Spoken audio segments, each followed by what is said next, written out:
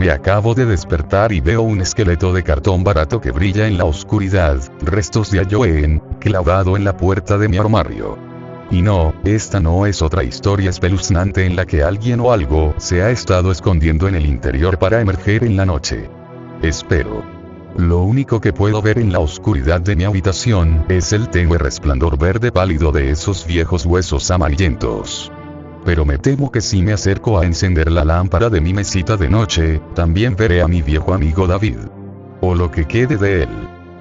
David era el niño más extraño de mi antigua escuela. De hecho, era la persona más extraña que he conocido.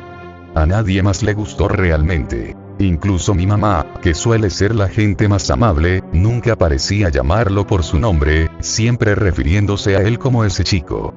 Cuando llegaba tarde a casa para comer, o cubierto de barro con los zapatos raspados y la ropa rota, ella me decía: ¿has estado saliendo con ese chico otra vez? ¿O no te he advertido siempre que te mantengas alejado de ese chico gracioso? Parecía tener un hedor que lo perseguía a todas partes, y aunque nunca lo vi lanzar un puñetazo o romper las cosas de nadie, las personas que se cruzaban con él a menudo terminaban heridas o en algún tipo de problema. Los otros niños se burlaban bastante de él, principalmente porque siempre era muy flaco, todo piel y huesos. Pero nunca lo golpearon porque todos le tenían un poco de miedo. Vivía a un minuto a pie de mí y nos hicimos amigos, a pesar de sus extrañas costumbres. Supongo que debió haberse aferrado a mí porque siempre fui un niño paciente y tranquilo, y más preparado que la mayoría, para seguirle la corriente a sus muchas y escandalosas afirmaciones. Había frustrado a ladrones armados en el banco local, y había atacado a invasores mortales en su casa. Era el campeón mundial de body popping, y letal en la mayoría de las formas de artes marciales. Sus mentiras siempre fueron muy exageradas, e incluso cuando era niño encontré esto fascinante. Quiero decir, ¿por qué no intentar impresionarme contándome cosas que fueran al menos vagamente plausibles? Su propia madre apenas le hablaba, y nunca lo llevaba a hacer nada divertido. Me dijo que su papá había muerto en un brutal accidente de motocicleta. Este era uno de sus 2 temas de conversación favoritos, más bien una obsesión. Los detalles del incidente cambiaban cada vez que lo describía, pero siempre involucraban una forma muy específica en la que su padre había perdido la vida. Algunos delincuentes, traficantes de drogas o una pandilla rival o algo así, lo perseguían por la carretera una noche y lo obligaron a caer en una trampa donde habían tendido alambre de acero a lo largo de la carretera para atrapar su bicicleta. Había estado viajando a tal velocidad que la fricción que se formó cuando fue arrojado sobre el manubrio y raspado a lo largo de la carretera hizo que le quitaran los guantes. Recuerdo haber tenido que preguntarle a David exactamente qué significaba esto, de lo cual rápidamente me arrepentí. Es cuando la piel del cuerpo se arranca y deja el hueso desnudo expuesto. David me dijo que en el funeral solo había un esqueleto dentro del ataúd, solo reconocible por la distintiva chaqueta de cuero de su padre y sus gafas de sol Ray-Ban. Obviamente, esa era otra mentira. No hay forma de que haya habido un ataúd abierto. Pero vaya, le creí en ese momento. Ahora hay una imagen que puede quedar grabada en la mente de un niño. En el garaje de David había una motocicleta bastante antigua, tal vez de los años 50, así que siempre supuse que la historia era cierta hasta cierto punto. David siempre estaba tratando de arreglar la motocicleta, lo que principalmente implicaba que cubriera cada centímetro de ella con ridículas pegatinas que mostraban brillantes águilas calvas con gafas de aviador y soldados esqueléticos con chaquetas militares, con lemas como muerte antes que deshonra. A veces decía, al aplicar estas calcomanías, que un día iba a cazar a los tipos que mataron a su padre y hacerlos morir a todos de la misma manera que lo hizo su padre. David rara vez decía la verdad sobre algo, pero sus mentiras alcanzaron nuevos picos cuando se trataba de su padre, con historias escandalosas sobre su vida y muerte que se volvían más salvajes cada vez que las escuchaba, evolucionando hacia una elaborada historia de su papel como agente secreto que trabajaba tanto para la inteligencia británica como para la CIA, ir de incógnito en una misión para salvar al mundo de los gángsteres neonazis que habían robado un rayo de la muerte o alguna tontería similar. Supongo que sentí algún tipo de afinidad con este tema, ya que apenas recordaba a mi propio padre y nunca pude lograr que mi madre hablara de él. David decía que éramos como hermanos y, aunque parecía más necesitado que yo, supongo que a mí me gustaba sentirme querido y apreciado. Al menos al principio. La otra obsesión de David eran los esqueletos. Estas cosas estaban por todas partes en su dormitorio.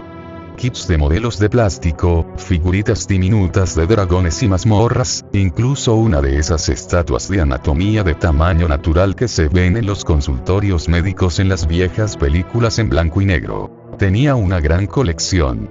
Le encantaban las antiguas imágenes grabadas en madera de la Edad Media que mostraban esqueletos que representaban el hambre, la muerte o la mortalidad.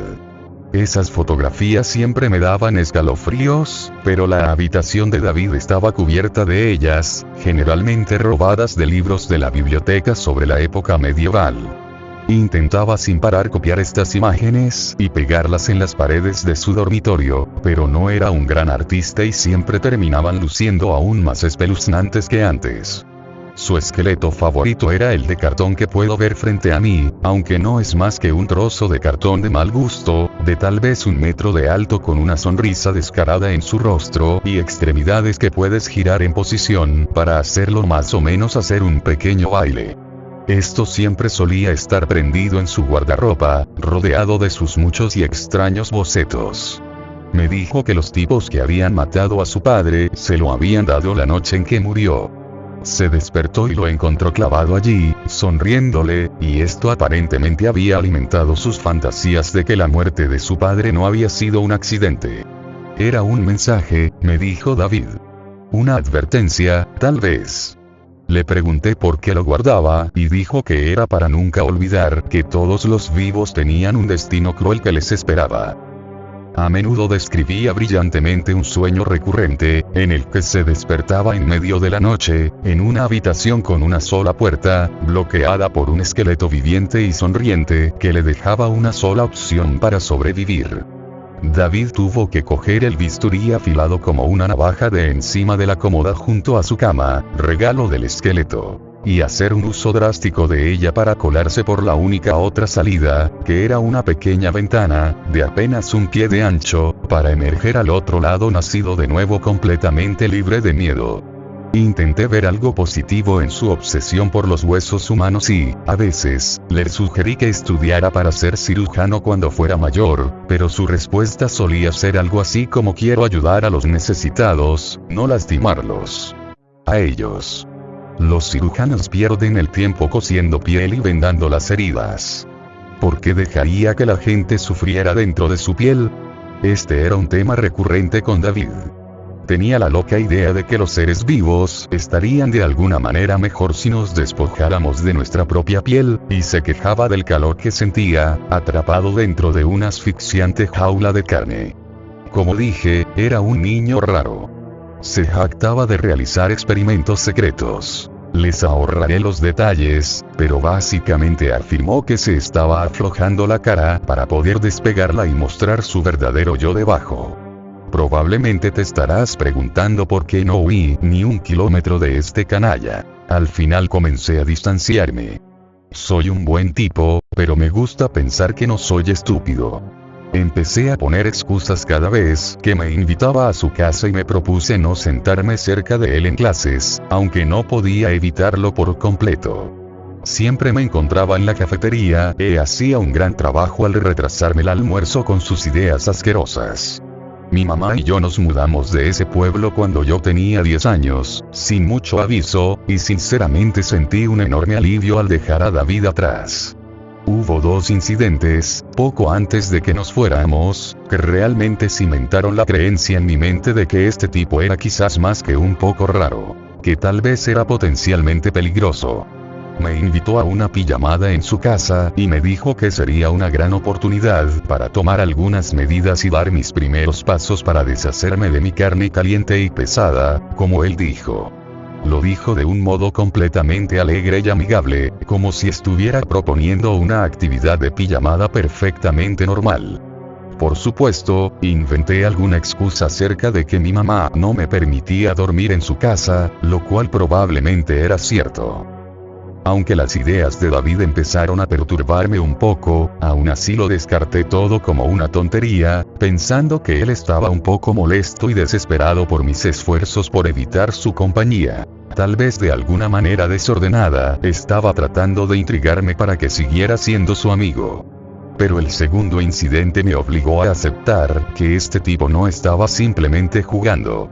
Una noche, unos días antes de mudarnos, me desperté de una terrible pesadilla sobre David y grité fuertemente cuando vi ese distintivo esqueleto que brillaba en la oscuridad sonriéndome a solo unos metros de distancia, grabado con cinta adhesiva al armario de mi dormitorio. Vivíamos en un bungalow y yo siempre dejaba abierta la ventana de mi dormitorio por la noche, pensando que era demasiado pequeña para que alguien pudiera entrar, pero supongo que David debió haberlo logrado. Para entonces todavía era un niño muy delgado, aunque incluso para él debía haber sido un ajuste muy ajustado. Mi mamá entró corriendo, pero no le dije por qué estaba tan asustado, pensando que podría meterme en problemas por permitir que David se colara en nuestra casa mientras dormíamos. Después de eso, dejé de dejar la ventana abierta por la noche. De hecho, se convirtió en mi regla número 1 en la vida. Devolví el esqueleto a la mañana siguiente, más que un poco enojado, pero en ese momento le tenía tanto miedo al tipo que en lugar de decirle la cruel broma que me había jugado, simplemente fingí que disfrutaba la broma y le pregunté por qué lo hizo. Él actuó todo sorprendido, jurando que nunca había entrado a mi habitación esa noche, pero no discutí. Simplemente puse mis excusas y me fui. Mientras caminaba por la calle, con la intención de no volver nunca más, noté que David me miraba desde la ventana de su dormitorio, con una expresión extraña en su rostro que no me gustó. Parecía agotado y apático. Y tal vez un poco asustado. Así que nos fuimos a una nueva casa en el pueblo vecino, y asistí a una escuela secundaria diferente a la de David. De hecho, ni siquiera volví a verlo. Ni siquiera sé cómo luce hoy en día.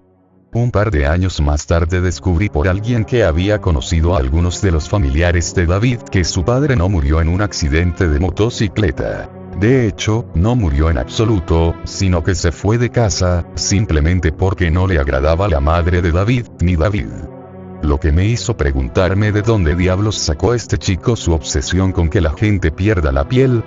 Sin embargo, no nos mudamos muy lejos, solo unos pocos kilómetros, y aunque nunca me lo encontré, mi mamá a veces me decía que lo veía merodeando por las calles, y él siempre le preguntaba cómo estaba.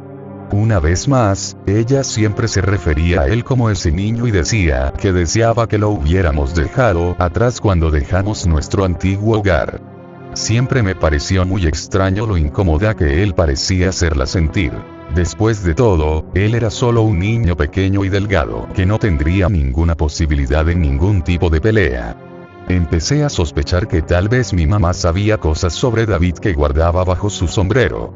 Escuché historias de amigos que todavía vivían en el antiguo vecindario de que algunas mascotas habían desaparecido y luego fueron encontradas en un estado muy espantoso, pero nadie me contó todos los detalles, solo que se sospechaba que David estaba involucrado. Y hubo un incidente en el que David había sido acusado de sacar un cuchillo de algún tipo a un matón de la escuela y amenazar con cortarlo en pedazos, pero no hubo pruebas reales, aunque David fue presionado para que encontrara una nueva escuela de todos modos. Con el tiempo, empezó a desaparecer de mi mente, mientras lo racionalizaba como si fuera simplemente otro niño raro que le contaba a la gente historias estúpidas para llamar la atención o tener algún tipo de impacto en sus vidas. A veces solía tener sueños inquietantes sobre esqueletos marchando por las calles y reclutando gente para su ejército descarnado, pero todo el mundo tiene pesadillas a veces, ¿no? Sinceramente, pensé que David crecería para sorprender a todos y convertirse en un médico de fama mundial, o tal vez en un cirujano plástico que trabajaría en Beverly Hills. Pero cuando tenía 14 años, encontré cierta decoración de Halloween pegada con cinta adhesiva a mi casillero en la escuela y tuve un ataque de nervios. Pasé unas 8 semanas en la sala psiquiátrica de mi hospital local, donde me sentí más feliz de lo que había sido en mucho tiempo. Supongo que esto se debía a las confiables rutinas diarias allí, la estabilidad y la seguridad. Mi mamá me visitaba casi todos los días y, aunque nunca fui un niño muy popular, tuve la suerte de haber hecho 3 o 4 buenos amigos, que también venían a verme con frecuencia, generalmente los fines de semana. Hicieron bromas acerca de que yo estaba en la granja divertida y recibía un tratamiento de shock, lo cual suena cruel, pero sabía que eran buenos tipos, y que todos teníamos un sentido del humor bastante estúpido y de mal gusto. Si nuestros roles hubieran sido invertidos, habría estado haciendo las mismas bromas sarcásticas. Solíamos explorar la sala, aunque se suponía que los visitantes no debían hacerlo, y mis compañeros intentaban engañar a los otros pacientes, haciéndoles creer que no eran visitantes sino psiquiatras consultores, lo que obviamente nunca funcionó. Había una niña en mi barrio llamada Susan, que era un par de años mayor que yo y tenía un verdadero problema de manejo de la ira. Ella era todo lo que yo no era: inteligente, ingeniosa, dura y rebelde. Supongo que ella fue mi primer verdadero amor platónico y siempre fue amable conmigo a pesar de que yo era un completo hick. Un día, aproximadamente una semana antes de que me fuera a casa, me dijo que durante una pausa para fumar fuera del edificio, había conocido a un niño extraño, delgado, de piel muy pálida y con todo el vello facial afeitado, que había estado preguntando preguntas raras sobre mí. Él no le dijo su nombre y ella le dijo que se perdiera bastante rápido, pero aunque actuó tranquilamente como siempre cuando me contó esto, me di cuenta de que él se había metido en su piel y la había asustado por completo. Me preguntaba si se esperaba que me recuperara o si había perdido totalmente la cabeza para siempre. Susan me dijo que él parecía muy serio cuando preguntó esto y parecía desesperado por una respuesta. Ella lo amenazó con violencia si alguna vez volvía a molestarla, tiró su cigarrillo y regresó adentro, pero él la siguió y continuó preguntando cosas raras sobre si me estaba cortando o si estaba morbosamente obsesionado con mi mortalidad. Lo último que le gritó mientras ella se alejaba corriendo por el pasillo de regreso a la sala, fue una oferta para pasarme de contrabando un bisturí afilado como una navaja, si lo necesitaba. Le resté importancia al incidente a Susan y evadí sus preguntas, lo que agrió bastante las cosas entre nosotros, pero mi filosofía con respecto a David era que él era mi problema y el de nadie más. Solo yo me había hecho amigo de él, y supongo que le había seguido la corriente, cuando debería haberle mostrado algo de amor duro. Y luego me escapé y lo dejé solo. Supongo que cargaba con un poco de culpa por la forma en que había manejado nuestra amistad. Había hecho mi propia cama y tenía que acostarme en ella. No podía vivir con la idea de que mis errores pudieran contaminar a alguien más. Cualquier parte inocente. Ahora, por supuesto, veo la situación de manera muy diferente. Yo fui su víctima. Me estaba tocando como si fuera un violín. O como un esqueleto tocando la guitarra española en una de esas caricaturas mexicanas del Día de Muertos. Estaba bailando con su melodía. Pero en aquel entonces no podía ver el bosque por los árboles. Nunca le dije a mi mamá exactamente qué había pasado con el esqueleto en mi casillero y la amigable visita al hospital, pero ella no era estúpida y sabía que David me estaba rodeando como un tiburón. Entonces, a pesar de que afectó bastante su saldo bancario y nunca lo tuvimos fácil después, tan pronto como me dieron el alta del hospital, ella dejó su trabajo y nos mudamos nuevamente, esta vez al otro lado del país, y nos aseguramos de decirle a la menor cantidad de gente posible hacia dónde nos dirigíamos. Literalmente nunca volví a ver a ninguno de mis viejos amigos. Escuché que Susan desapareció aproximadamente un año después. Hubo una búsqueda policial pero nunca se encontró ningún rastro de ella. Eso es todo lo que sé. Tenía una vena realmente rebelde y me dije que debía haberse aburrido de su vida y huir para empezar una nueva. Lo que sea que te ayude a pasar la noche, ¿verdad? El nuevo comienzo en una nueva ciudad me hizo mucho bien y, contra todo pronóstico, logré ponerme al día en la escuela secundaria, asistir a la universidad local y, finalmente, conseguir un trabajo de oficina bastante decente en el ayuntamiento, brindando servicios sociales a los residentes locales. Personas discapacitadas. Tenía mi base en un enorme edificio de los años 60 con unos 300 empleados. Uno de los cuales era David. Nadie más que trabajaba para el consejo pareció conocerlo jamás. Trabajaba en recursos humanos, en una pequeña y estrecha oficina en un sótano. Pero él nunca estuvo presente. Todo su departamento nunca parecía tener a nadie cerca. Hubo algunos recortes presupuestarios bastante severos después de la crisis financiera de 2008, y supongo que eso dejó solo un personal mínimo. No sé cómo me localizó. Debió haber estado muy decidido, ya que mi mamá nos había cambiado el nombre a ambos. Al principio no me di cuenta de que trabajaba allí. Escuché referencias a un chico nuevo de abajo llamado David, pero seamos realistas, es un nombre muy común. Y como dije, nadie pareció verlo nunca en las instalaciones. Pero después de unas semanas, vi su nombre completo en un correo electrónico interno, y sentí como si me hubieran destripado como a un pez. El correo electrónico hablaba de una próxima fiesta de Halloween en la oficina. Parecía que David se había ofrecido voluntario para traer sus propias decoraciones y hacer que el lugar fuera exquisitamente espeluznante. Salí de ese edificio, regresé a mi pequeño departamento y comencé a empacar mis pertenencias. Ni siquiera les dije que lo dejaría. Recordé que alguien de la oficina me describió a un hombre muy delgado y de aspecto extraño en un ascensor un par de días antes, que vestía tanta ropa que apenas se podía ver una pulgada de su piel, incluso llevaba gorro y guantes aunque hacía calor para octubre. Un pañuelo de lana le tapaba la boca y la nariz, y unas gafas de color le ocultaban los ojos, pero dijo que estaba segura de que su piel era del color de la porcelana. Dudo que sea una coincidencia que haya encontrado trabajo en recursos humanos. Allí podría aprender rápidamente todo sobre mí. Todo lo que necesitaba. Salí del pueblo esa misma tarde, retiré mis ahorros y cerré mi cuenta bancaria. Tiré mi teléfono.